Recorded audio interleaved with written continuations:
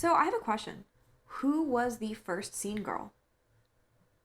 Was it Kiki Cannibal? Was it Audrey Kitching? I don't know. And honestly, this video is not even going to scratch the surface of that. However, I actually do have somebody in here who was one of the first generation scene girls, or scene queens, should we call her. She's a queen by nature. I have brought somebody with me today on the video to kind of like explore the depths of her mind and what it was like living and being a scene queen in the mid 2000s. Obviously, or not obviously, I'm Amor Hilton. Prefer Amor Nicole these days because I'm an adult.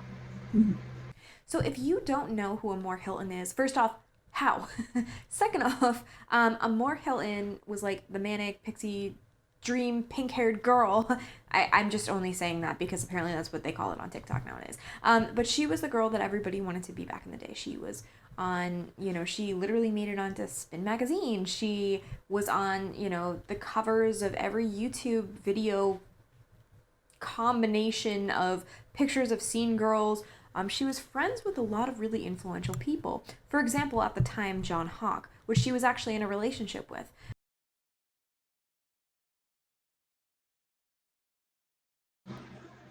Initially, like at the first, it was live journal. After that, I know that I have a bunch of poetry, lyrics, you know, stuff 20-year-olds post somewhere over there. It went to MySpace. And then after MySpace, I just went on Facebook because I felt like everyone was doing it, but I still to this day do not freaking understand it. Instagram, my favorite. And then also during that, I had Vine, where and I get that TikTok is the same thing. Okay, but Vine, I could actually figure it out. I realized I had a following on MySpace when it was like a top 8 before you could customize it. Basically, and the MySpace like era, whatever, you couldn't customize your top 8 yet. So whoever is like more popular was at the front. That's why Jeffrey was like number 1, I think. Rest her soul. Christine was number 2. Forbidden. I think maybe Audrey. A for effort. Raquel. I know she was always on there. But anyway, before you could customize it. And I saw myself on there. So I figured there's something going on. And then shortly after that, started getting booked after me and John had our own show, blah, blah, blah. Hey guys, I was just editing the video. Obviously, it's the next morning, so I look kind of crazy, but I totally forgot to add in there that Amor Hillen was on Catfish. Somebody had actually used her pictures on Catfish, and it obviously was not her. But it just goes to show that she was one of those faces that was used so frequently to catfish. When I went to a CVS in the Valley, I saw all of my magazines like open in the centerfold. And it was like, how do you know you're being cyberstalked? And then it had my name on it. And I took all the other magazines and put them all on my centerfold for, it was either Spin Magazine, Rolling Stone, or Wired. I can't really remember it. And another thing I have to add is that Amor was on Hannah Montana. I am not making this up. My inspirations, famous fashion scene, emo kids. I never had one. I wanted to look like Brigitte Bardot. And then somehow I turned into Cyndi Lauper. But hey, we all grew up. I would, well, initially, how I would classify a scene kid would be like, you're on the scene, like you're going to music, like you're showing up for events. It's like kind of this own world that we created, and it's like kind of an aspect that everybody knows everybody. And, I don't know. It's hard to explain. No one's ever asked me that before. Scene is supposed to mean music, but then eventually that dipped into fashion and, like my mask says, sex, fashion, metal. It's pretty much what it was. The other really tragic thing that happened to Amor is Sticky Drama. And Sticky Drama, if you don't know what that was a website where somebody basically tried to act like Perez Hilton, and just Perez Hilton talked about everybody from Stickam, like all the scene queens, even girls and guys who were not on Stickam but were like in the scene realm, talked about them, and Amor was one of the biggest people that they focused on. This is the sad part, is I can think of the least favorite parts more than I can think of like the actual parts. Probably because Amor was just so involved and Amor was so interesting to follow. But yeah, if you go to stickydrama.com, unfortunately, a lot of that stuff is still up there, and it really shouldn't be. The way that Sticky Drama talks about everybody on that website is just absolutely horrific. But that's going to be something we're going to have to talk about later, because there is so much that actually goes into Sticky Drama, and it's really interesting to just uncover everything that was Sticky Drama. But today, our main focus is Amor. My least favorite part was being, exploited for something I did when I was 17 years old. People are young, they do stupid things, but usually the, entire universe doesn't really see you get slapped on your hand, because you have 7 million other people slapping you on the freaking hand, if you know what I mean. My eating disorder, which I still have to this day, don't let the boobs fool you. Now to this day, I still struggle with eating disorder, because even though I was 82 pounds then, they would still, get me bullied, and that's still a problem. To this day, even my close family members of mine can't please everyone. Were there any favorite parts?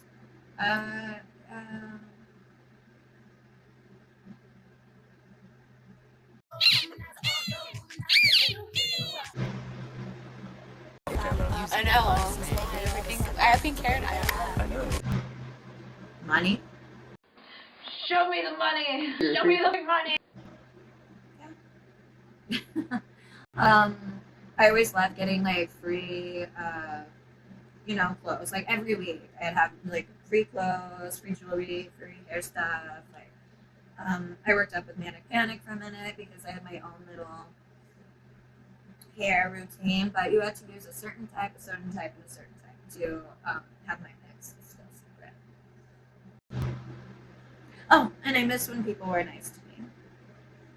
That was the favorite part. It was either like bullied, be left. Guess to this day, I'm like a dinosaur. It's still happening. What were people like to you during the height of your fame?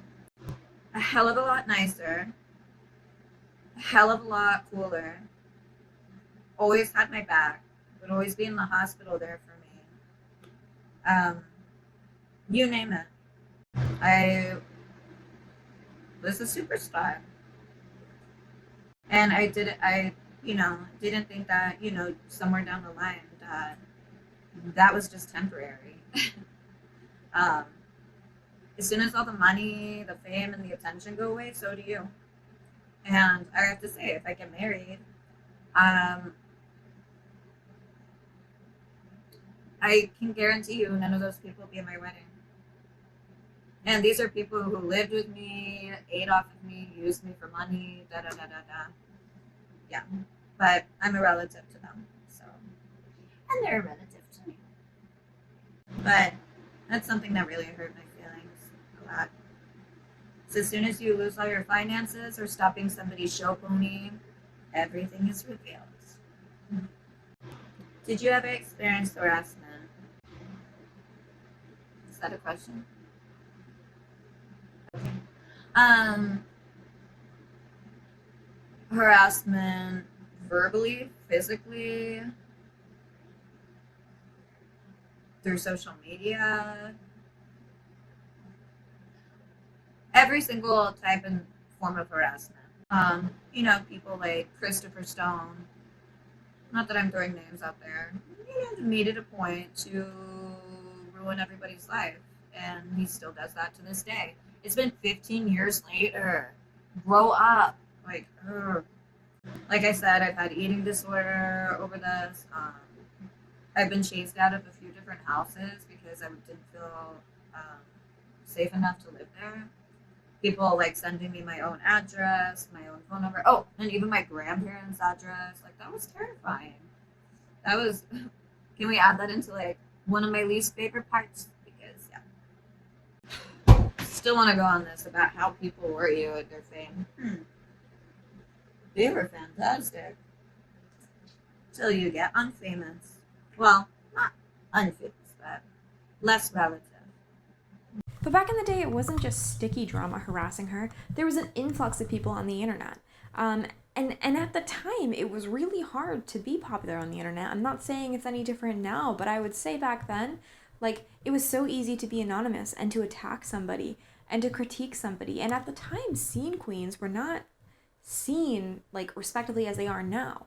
Like, yes, maybe they were mainstream to a certain extent and to a lot of us that are watching this video, but at the same time, a lot of people said really, really, really mean stuff to us. I mean, think of the amount of people who were just bullied and harassed and, you know, told to just unalive themselves and, like, on a daily basis. Like, that was like a normal day at school for me. I know that.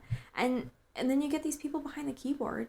It's absolutely horrifying what happened. And I just have to say, for Amor to still be doing what she's doing, still be active on Instagram, you know, she sometimes is active on TikTok, to be able to sit down today to talk with me, I have to say that was just, that's a lot. That's really encouraging, because of all the things she's been through, you know, you'd think maybe she'd want to turn off the computer and never talk to us again, but instead she actually took the time to talk to me and to share all of this really personal information. And I think it's a really important message to take forward. How do I think the culture has changed over time? It's gotten 20,000 times worse than it was before. People are getting like early arthritis symptoms. Kids are freaking glued, and we have no actual interaction to anybody in the world. People are getting meaner because they can hide behind a screen. And we think it's bad now. It's gonna get worse. Promise. What do I do now? Well, I have an amazing boyfriend I'm very, very in love with, and his stepdaughter. Dixie, come here. Say hi. Come here. Come here. Please. Yeah. He does tattoos. I'm on and off between working for a radiology company. I'm signed with Golden Art Entertainment as well, so I'm still doing that. But I want to say, like, everything is perfect in my life, at least. But what's not, or I'm sorry, what affected my current life, though, even though everything is perfect, is by my age, like, I felt like I should have done a lot of things already. And then there's people, if not younger than me, that are doing those, like have a huge formal wedding, or have, 7 babies, or I don't want 7, but you know what I mean. Like, have children, I'm married, and I did all this, but in a really non-traditional way. And when all that went away, I know for 100, my boyfriend doesn't want any more children. He has his own. So what I thought was, I felt like I missed out on things. Like, I went to a bunch of proms, and homecomings, stuff like this, but I never got to have, like, my own. Yeah, I was on cheerleading squads, It was never, like, high school or college, you know what I mean? Like, there was just team, like, it's sad. So I feel like since I was born, I really missed out on a lot of that. And as much as that hurts me to say, it's true. Yeah. And people tend to look at you differently, especially when you dabbled in the adult entertainment field, things like that. People tend to look at you different. And it hurts. Because you're like, you understand that I wasted my whole childhood, teenagehood on not the right things. And I feel like I got a little duped. But it was my decision. I was young. Blah, blah, blah. So, what next?